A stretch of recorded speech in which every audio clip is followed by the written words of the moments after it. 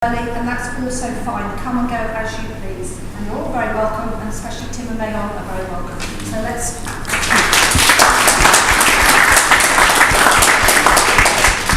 And thank you very much for the welcome, and Tim will be doing the talking for us because he's mic'd up. Well, I can give you my Mayon. Good afternoon.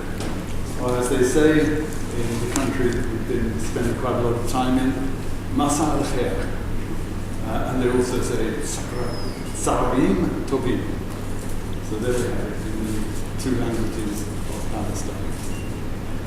It's a pleasure to be here with you this afternoon, and we're grateful to have this chance of sharing with you some of the things that we've learned during 5 trips now to Israel, Palestine.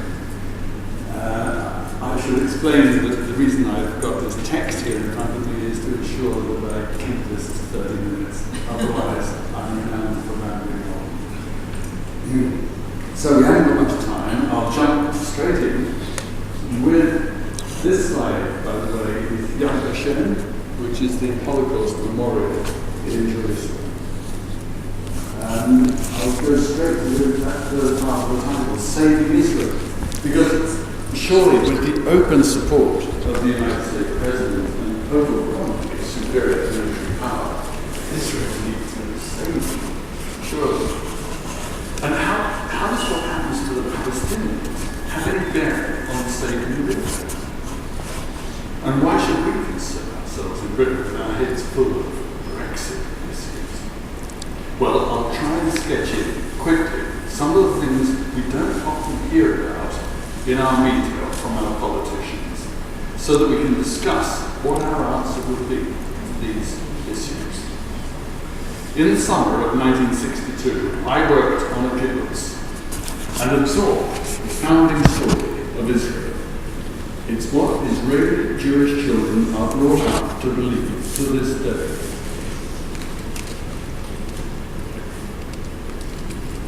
First, is it switched on? Yeah. It's switched on, yes. And to the right.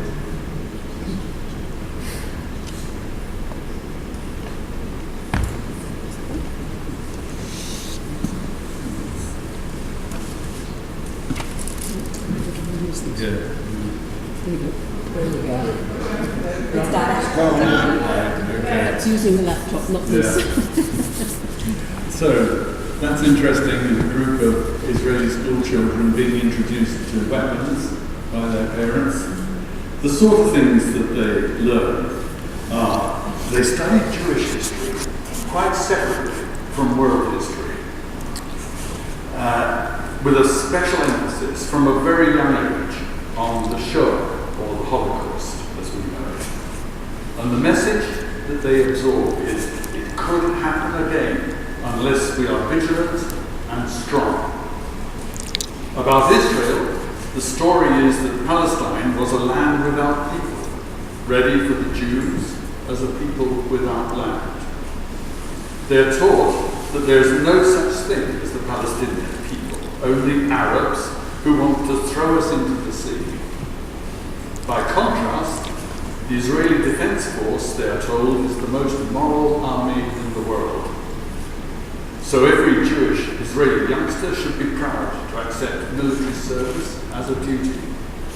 It's all that stands between Israel, they are told, the only democracy in the Middle East, and disaster.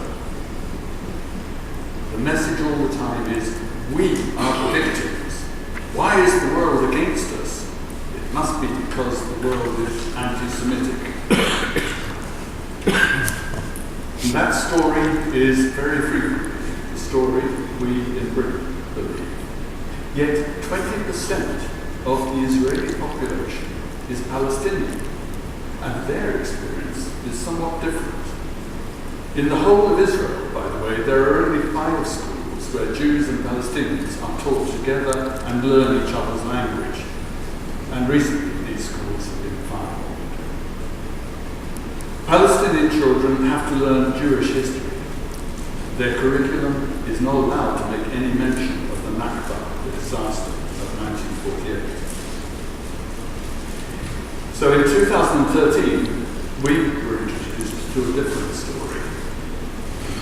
Near Nazareth, there is a Jewish moshav called Zipporah. There are pleasant woods there.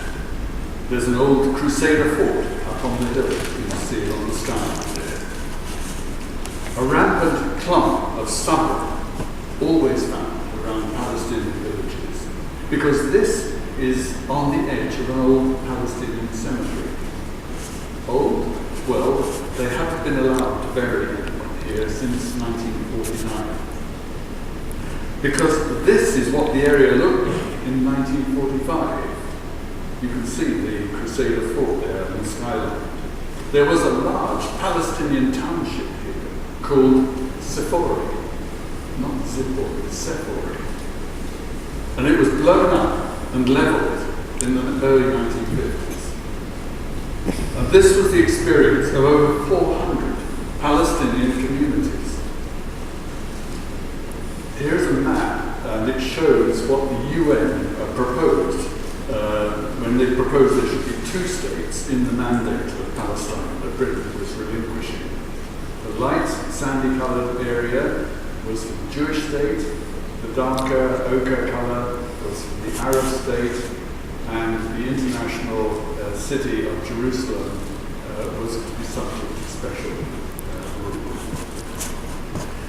And the problem is that though Jews owned only 7% of the land and represented a third of the population of the mandate of Palestine at that time, they were allocated 55% of the territory.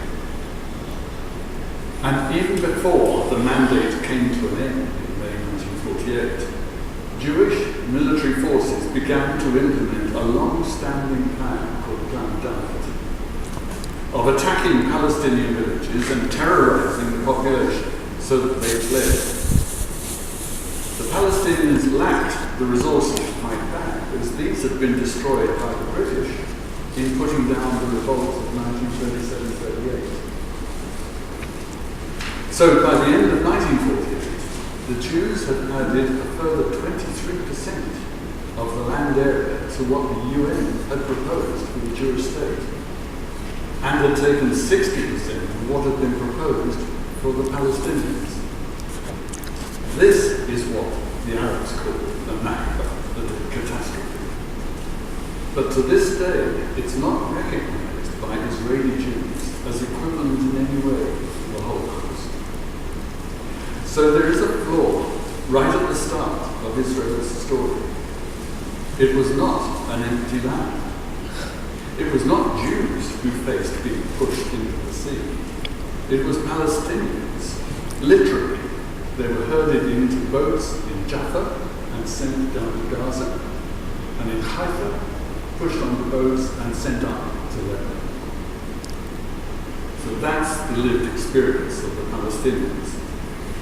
Nearly 750,000 Palestinians became refugees, but 150,000 remained in what became Israel. They were regarded as enemies and were subjected to military rule. And worse, they experienced the Judaization of their land. They were prohibited on pain of death from returning to their villages. Land was declared, and I quote, the exclusive and perpetual property of the Jewish people. Untended farms just lapsed into state ownership. So by 1950, 92% of the land was in Jewish hands. Now Ben-Gurion's vision for Eretz Israel came a step closer in 1967.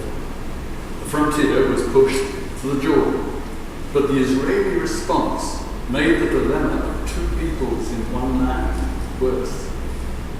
By 2014, alongside 6.2 million Jewish Israelis, there were, in addition to the 1.7 million Palestinian Israelis, there were now 2.8 million West Bank Palestinians and 1.7 in Gaza. So now Jews in Israel are matched in number by Palestinians in Israel and the occupied territories. And remember, there are still over 5 million Palestinian refugees, most now in Jordan and Lebanon, although a few are hanging on in Syria. This is referred to in Israel as a demographic time bomb. But surely whether it's a bomb or not depends on how Israel does occupation.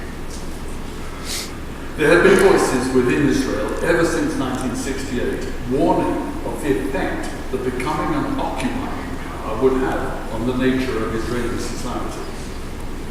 Here is the view of one authoritative Jewish academician, Professor Leibowitz, with a response from a former head of Shin Bet, the Israeli Internal Security Service.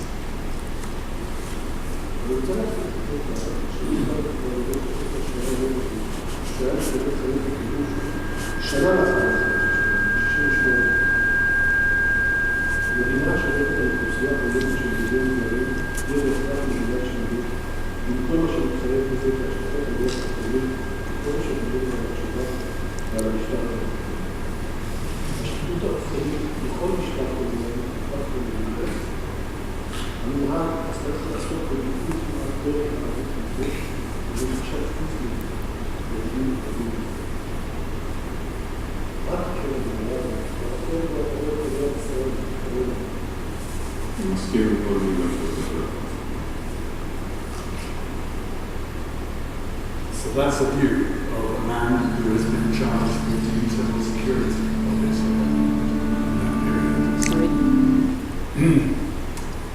Such predictions, though, were ignored. The policy of illegal settlements in the occupied West Bank started in 1968. An early one was Kiryat Arba on the edge of Hebron. We've met the Palestinian at Ajala and heard from him how the settlers behave towards Palestinians.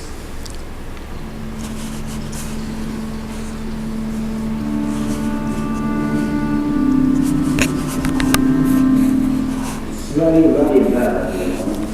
I'm crying inside now. My heart is burning, not my eyes.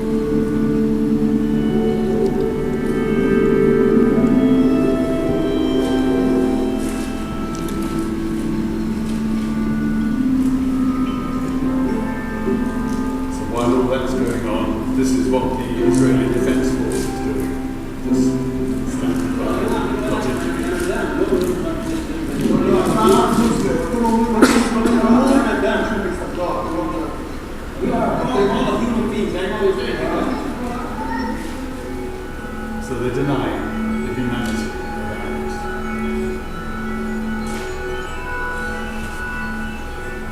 The bulldozers came, 2 bulldozers came to bulldozer house with hundreds of soldiers around us and beating us. They said, if we didn't move your family, we'd start to throw them or to shoot them. And after that, you know, the unbroken from the kicking and sequencing.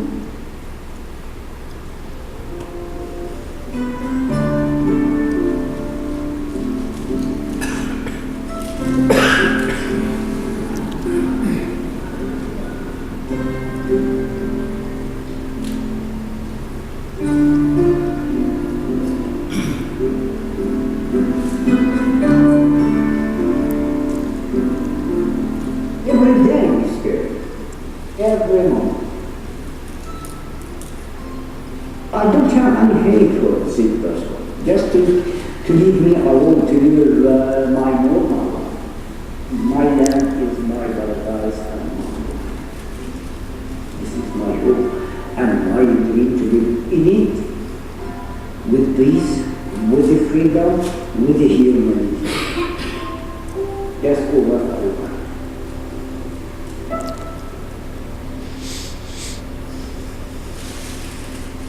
Outside Bethlehem, a special farm exists Tent of Nations. It's owned by Palestinians and is on one of the few hillsides left not occupied illegally by settlers. They planted a new orchard in the valley below. The settlers laid claim to the land. The High Court was due to decide the case shortly after this photo was taken.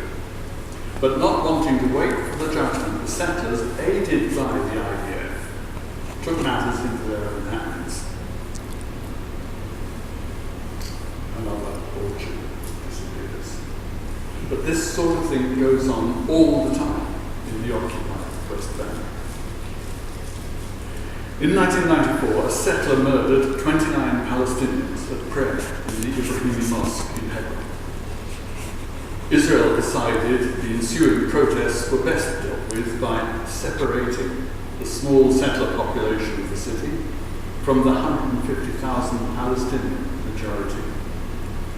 H2 is the zone they established where 450 settlers are defended by 1,500 Israeli troops. In 2013, we met a Palestinian family who still live in H2 in the district of Tel Aviv. A small settlement of Jews from Brooklyn overlooks their home. The settlers act like neighbours from hell, throwing rubbish, things like old refrigerators, down into the garden, poisoning the trees, frequently invading the house and vandalising. This is the family. Hashem, the father, is dead. He died from tear gas inhalation, and he leaves a wife, a son, and 3 daughters. And I wonder how they survive with those neighbours. The Palestinian market in H2 has to be protected from rubbish and worse being thrown from the settlers' houses above. There's no point in asking the IDF for help. They are there to protect the settlers. Make a complaint and you may well find yourself arrested. Peaceful protest then. Forget it. Military Order 101 makes most of the rights we take for granted forbidden. We met this man this hour. These are some of the things he is not allowed to do. Organising and participating in protest. Taking part in assemblies or vigils, waving flags and other political symbols, printing and distributing political material, influencing public opinion. All of that is illegal under military law 101. Issa Amro is currently under trial on old charges that were dropped several years ago, but they've been brought up again for want of anything new to charge him with. It's just to have a pretext for locking him away for a few years, for being a persistent, non-violent protester and resistor. He leads resistance against the closure of this street, Shuhada Street, next to settler homes, a closure that's a precursor to further theft of Palestinian property. Okay, the peace process. What about that? Well, this is the interim stage of the Oslo peace process, reached in 1995. And I'll just explain it. The dark area, dark brown, are the areas which are under the control of the Palestinian Authority. So the light yellow areas are under the joint control of Israel and the Palestinian Authority. The white area, Area C, is under the sole control of Israel. The little dots that you see in Area C, those are settlements being established illegally, contrary to international law, in a part of the West Bank which the Oslo peace process envisaged in 1998 would be handed over to the Palestinians so that the whole West Bank would become the Palestinian state as part of the two-state peace process. We've travelled through Area C, where Israel still controls everything. We met villagers trying to to resist the ethnic cleansing process going on.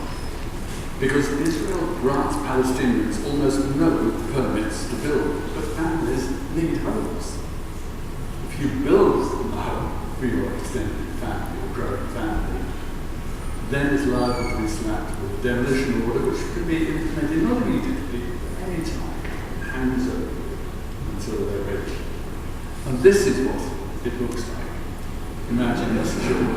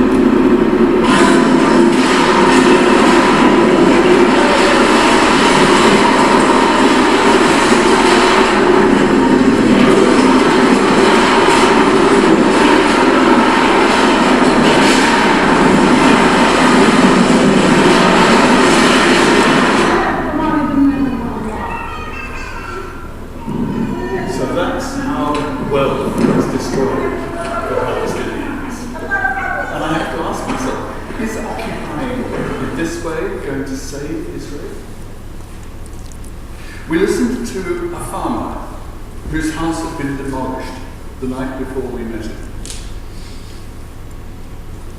The Israelis, they came and they stole my house. They claimed that I did not have permission for this house. So give us permission. They never give us permission.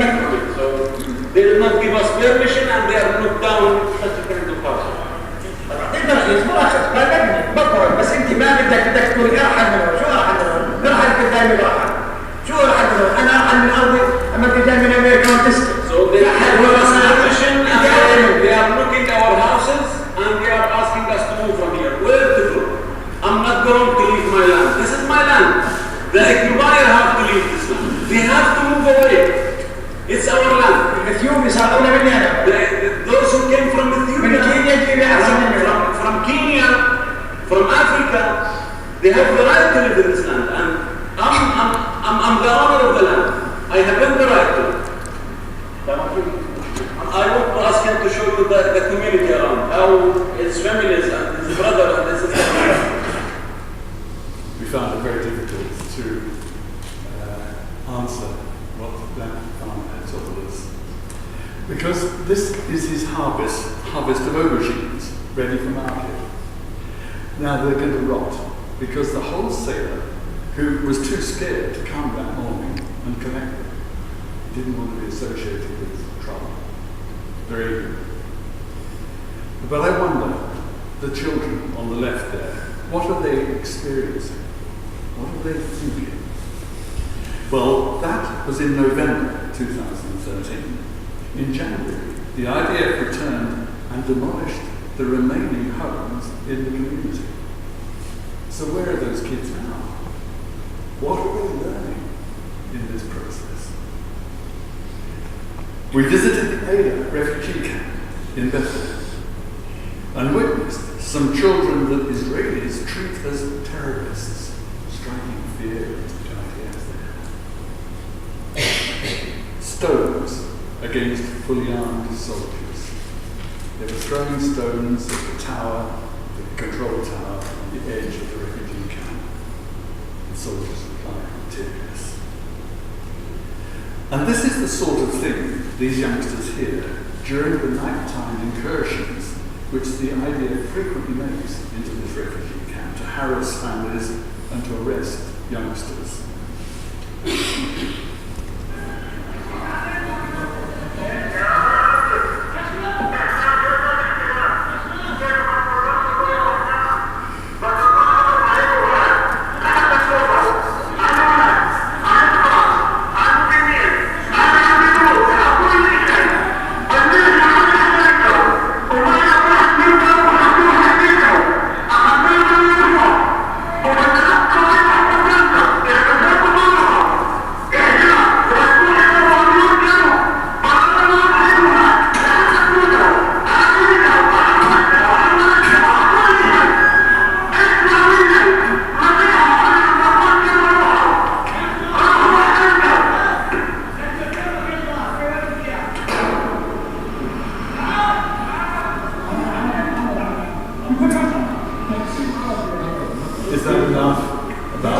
refined Israeli style, but I haven't shown you yet the effects of Israel's illegal use of live ammunition in controlling unarmed civilians.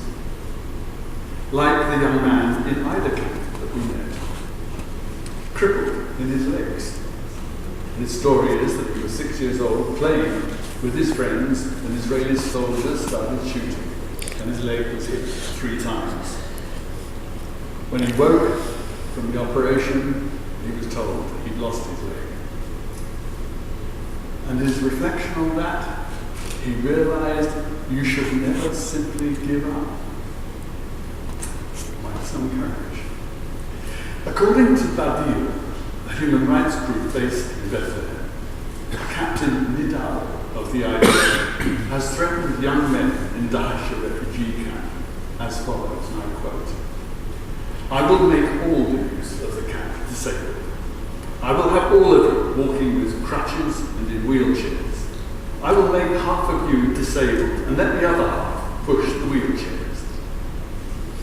The Israeli army raided Daesh 3 times between the end of July and mid-August last year, 2017. It's very recent.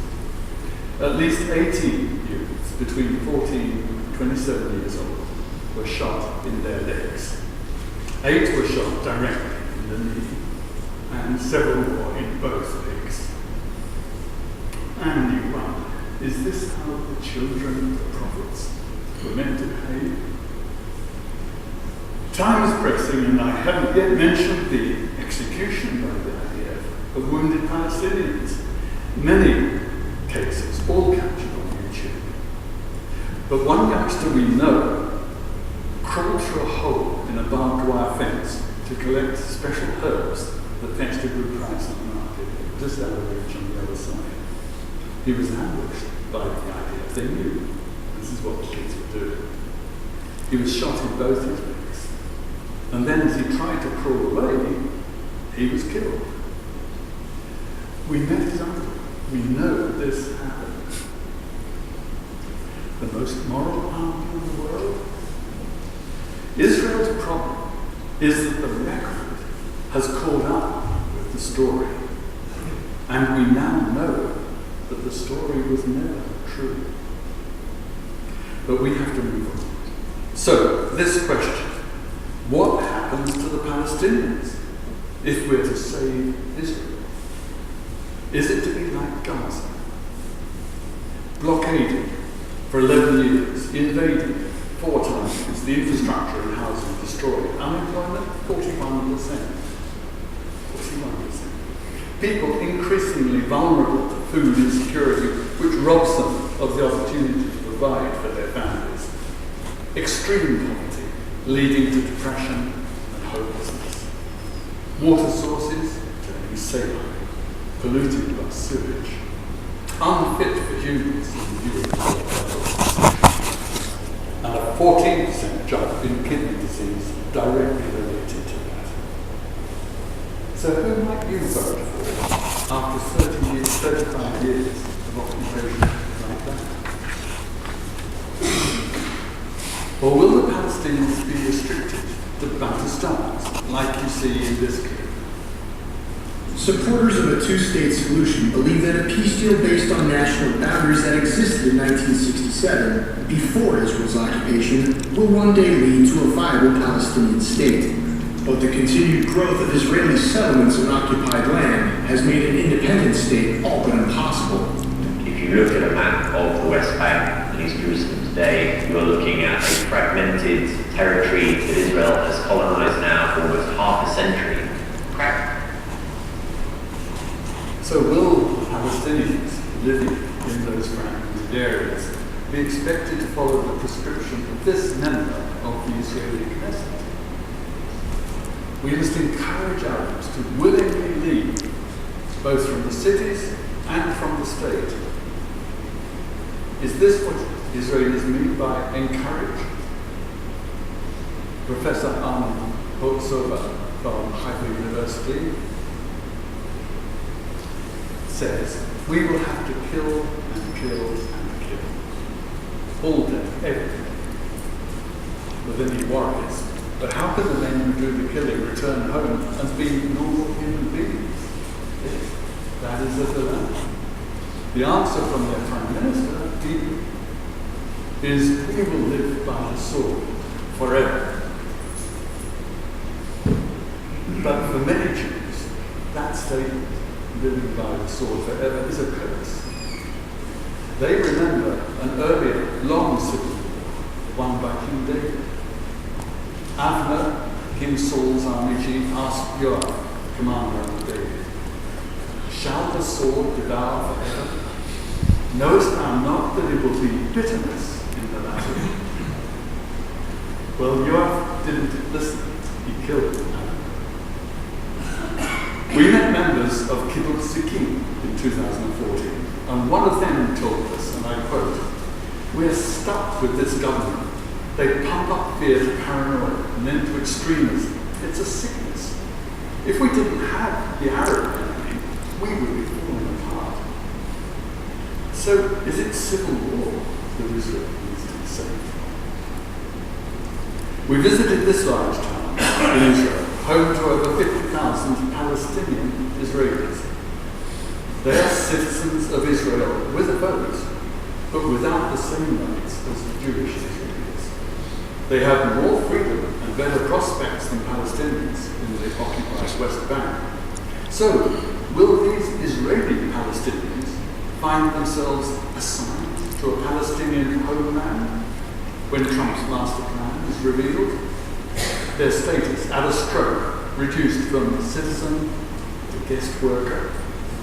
And that phrase is just like was done to the Bantus in apartheid South Africa. Because this is what happens even now if you are an Israeli Palestinian living on your own land. This is a Bedouin village, Umm in the Negev. It's to be cleared so that Jewish Israelis can build a small town called Iran on the same side, the town for Jews only. A neighbouring village, Atir, once destroyed, will be covered by trees. Does that sound familiar? That's what always happens. So this is Israel's dilemma. They want to be a state for Jews only, and they want to be seen as a democracy. But if Israel stretches from the Med to the Jordan and contains over 6 million Palestinians, it cannot be a pure Jewish state and also a democracy. On the other hand, ending the occupation would challenge to the core the way Israelis think about themselves. And equally, so these are some of the obstacles to this. What would Israeli society look like without the occupation? Lording over Palestinian daily life is deeply rooted in Israelis' day-to-day experience. Peace frightens many Jewish Israelis. It means losing privilege. So the occupation must be maintained, but quietly. Because ending it would undo Israeli identity. Even recognizing that occupation exists undermines the way Israelis see reality. So equally, it's for us, British people, hearing this story, to decide what we're prepared to allow and what we're prepared to do if the treatment of Palestinians just does not fit with our values. Here are some of the ideas. You could go and see and talk to people. Political study tour with ICAHD, ETT, or go on pick with the Amos Trust, Zaytun, an organization for knowledge. Join the Palestine Solidarity Campaign, meet other people with similar concerns about what's going on, and support the boycott, divestment, and sanctions movement. But I should warn you that if you do join the PSC, Israel won't in future allow re-entry to the country. Support for non-violent dissent is clearly seen in Israel as dangerous. So gradually you see the ghetto wall will be built to extend and surround all of Israel, exactly as Netanyahu has envisaged. He's on the record saying that's his solution. Personally, Mayon and I speak for Mayon as well, we think trying to separate the two peoples of this land of Palestine is the big mistake. I want to show you a clip to show you what happens when people do dare to meet and listen and acknowledge each other's story. In Jerusalem, we've met people from the bereaved families forum, where Jews and Arabs come together, each having lost a family member to the conflict. And they're able to recreate a closeness of Muslim and Jew that used to exist in Palestine in the 1920s. It can work. As this couple showed, they're survivors respectively of the Holocaust and the Nakba. You're about to meet this woman, and obviously she stayed in this hotel. You don't want to come out of the car. No time I enter these hotels or I use these hotels that built on our land. In the time, the Palestinian Jerusalemites families asked the Ministry to give them permissions, license to build hotels. The municipality refused. Things like this let us suffer more. Occupied our land and also theft our economy.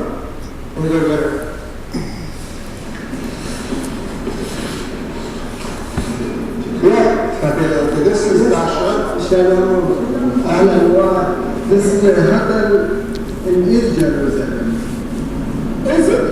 Yes. Jerusalem occupied 1967. That's true. Before 67, this was East Jerusalem. Till now, it's East Jerusalem. What do you say? It's my city. It's ours. It's our city. East Jerusalem is my city. Jerusalem belongs to the Holocaust. When we bought an in for occupation, it's easy to have it.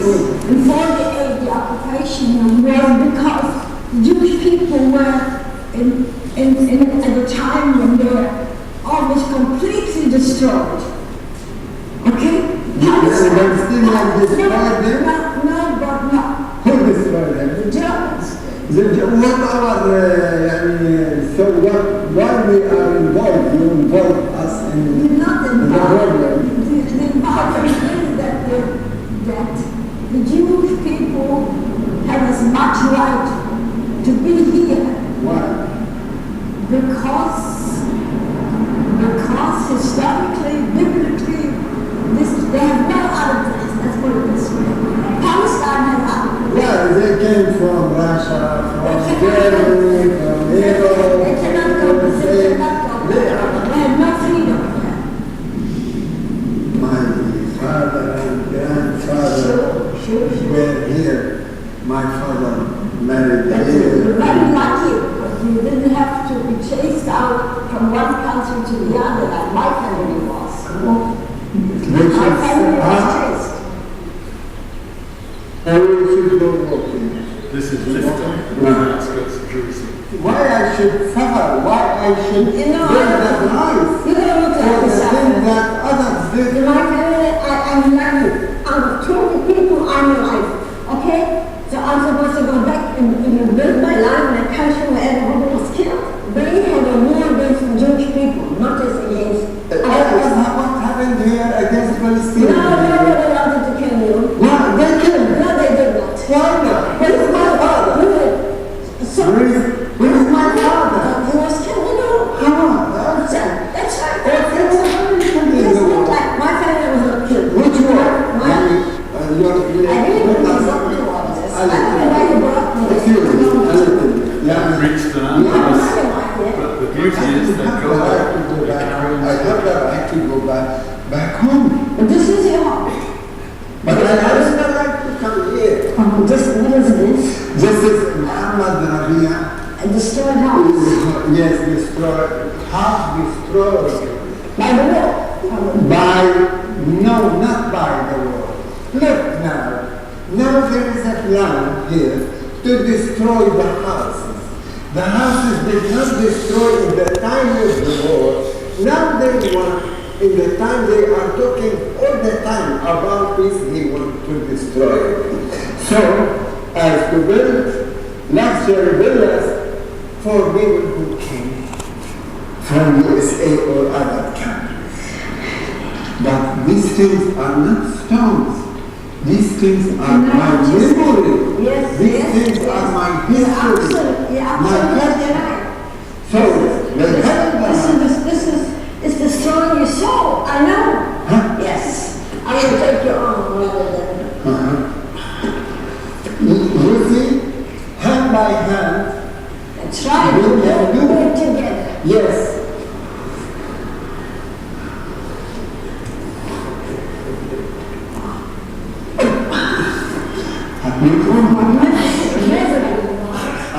So if we come back and renovate it, it will be so nice. Sure. So we have the right to return to our homes. And we're not going to let you to come here and renew and fix up No, the house. never. A home is a home is a home. People need homes.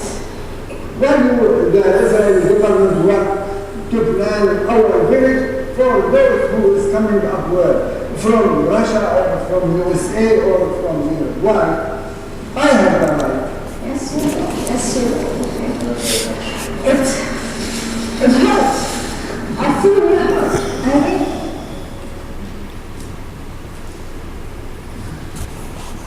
Time for us to share our thoughts. Thank you very much.